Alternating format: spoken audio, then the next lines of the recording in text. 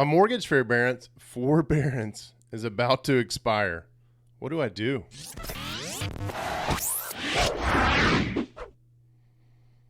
Hey, what's up? My name is Jay.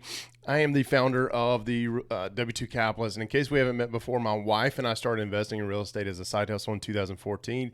I had a full-time six-figure W2 job, but we wanted to build more wealth and really start growing our net worth. But what really started on this journey is the company I was a principal at was acquired. By no stretch of the imagination did it go smoothly. Fast forward 5 years after that first acquisition, we were acquired again, and the process kind of repeated itself. So if you saw this live, you saw the last part of this. This is actually the second time I'm actually recording this, and I'm going to upload it because the live streaming had some issues this morning. And today's topic is such an important one. I wanted to make sure that you guys got all the content that I talked about. So today I want to talk about something serious, right? Something pretty serious. I like to joke and have a good time here on the channel, and don't worry, the dad joke of the day is coming, right? But at times we need to have serious conversations, and today is one of those, right? I want to discuss the topic of a scary subject, right? It's an embarrassing subject for some, and I say that because some of you may be embarrassed to admit you've done this, but I want to discuss it today, right? It's called mortgage forbearance, right? And if you're sitting there asking yourself, if I'm about to admit that I have applied for mortgage forbearance, then yes, that's exactly what I'm about to talk about and tell you that I did. Like many of you, 40 million of you to be a little bit more accurate, I was laid off due to COVID-19, and I'm always looking for ways to improve, even if it's just temporary, our cash flow position. Now, just so we're both on the same playing field, right? Two things here. My disclaimer, I am not a financial planner. I'm actually meeting with mine today, right? Nor should you take any of the following as specific advice to you.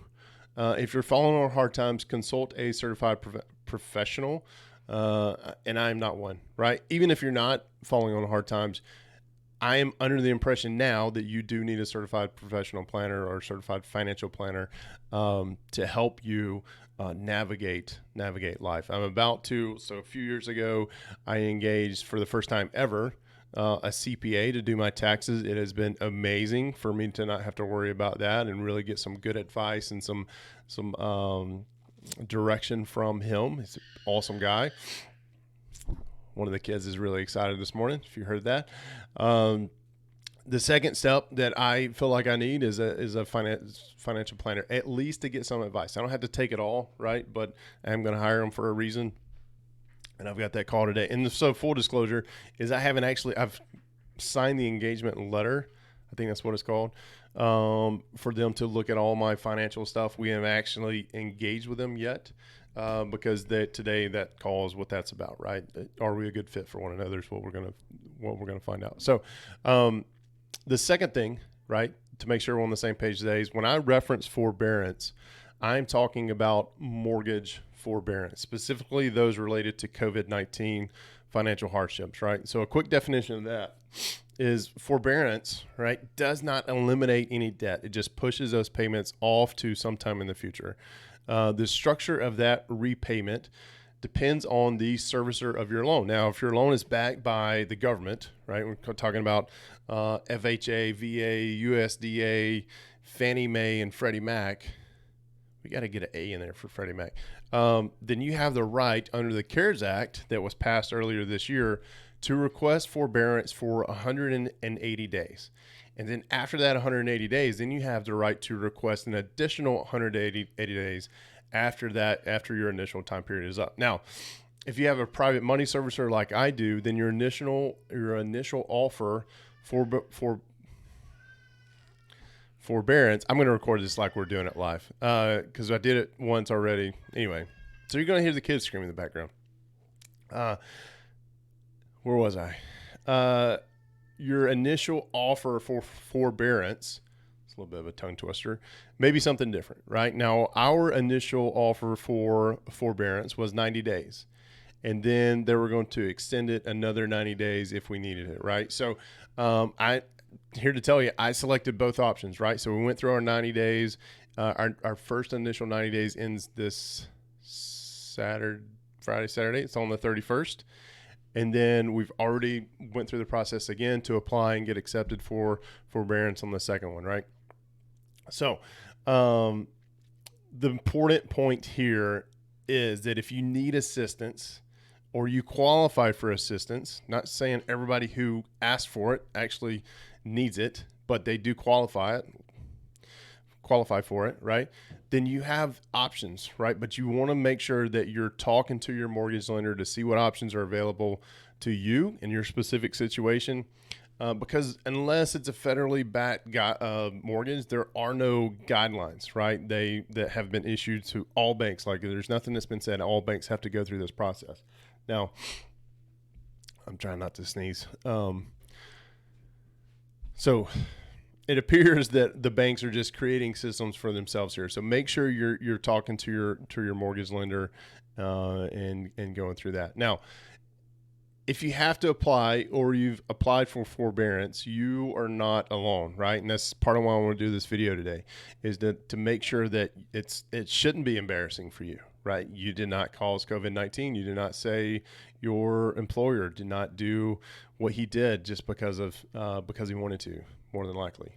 Now, I could not find verifiable data, and by verifiable data, what I mean by that is it's cited by at least 3 reputable sources, but I could not find verifiable data on this. But most reporting sites stated the amount of mortgages currently in forbearance was north of 4 million, right? Which accounts for roughly 8% of all the mortgages out there. And even though these sites couldn't agree on a specific number, which is kind of crazy for me, they can't just add things up and share them. They all agreed on one thing, and that the amount of mortgages in forbearance is steadily increasing, and it's going to continue to increase until the economy gets back on its feet, right? I personally expect it to get worse too. You've probably heard me say, hey, we're going to have a buying season in Q4, Q1, dependent upon what the government does with stimulus packages. And we're going to find out in a couple of days what happens with all of that, or hopefully in a couple of days, because the current one expires. And I do feel that is propping up the economy. Now, big question is, what is this going to do to my credit score, right? EQUIFAX, LendingTree, and EXPERIAN, you're going to see this here on the screen now, is an excerpt from EXPERIAN's website. They all report the same thing, right? Is that accepting forbearance due to COVID-19 issues should not have a negative reporting on your credit score, which is really good news for us, right? For those people who apply for forbearance. I've consumed a lot of material on this, and the biggest takeaway is really just to make sure you're communicating with your mortgage lender and don't miss any payments, right? Before you request a forbearance option plan. That's not what you're going to do. In the description below, I've provided some more links that kind of get into it from EQUIFAX and EXPERIAN for you to dive further into. One of them actually goes into what if my mortgage lender falsely reports that I miss a payment, even though I was under their forbearance plan. They've got some information on how to do that. So make sure you check those out. So I want to know, what is your plan for forbearance? Right, and in case you're not aware, in case you're missing this, coming on here late, I was laid off due to COVID-19. We applied for our forbearance on our primary residence. Our tenants have been paying nicely, so no hardships in our rental business. But a huge chunk of our income disappeared, right? And to get used to managing our new cash flow and new budget, we took the option, right? And why not? It was offered. We qualified for it. And plus, I actually wanted to go through this process in hopes that it helps some of you out, right? Now, the initial forbearance, like I said earlier, closes on July 31st.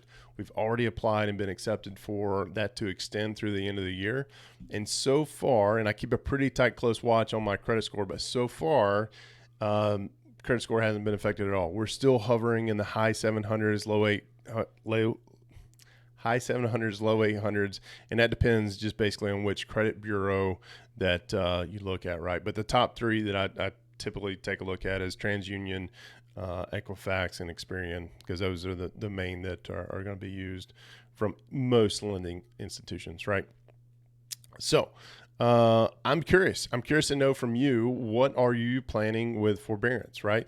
And if it's too private of a matter for you to publicly comment here on the tubes, send me an email. It's j@w2capitalist.com, because I realize for some of you, this may be an embarrassing topic and you don't want to talk to your close friends about it.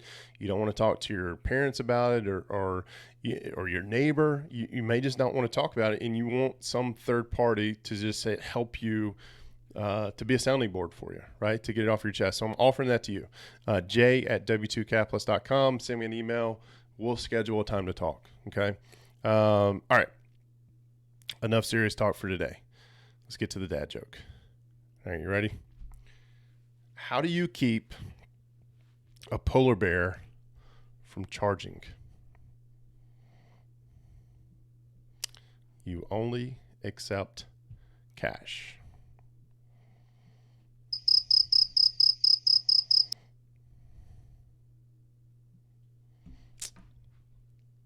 Get it?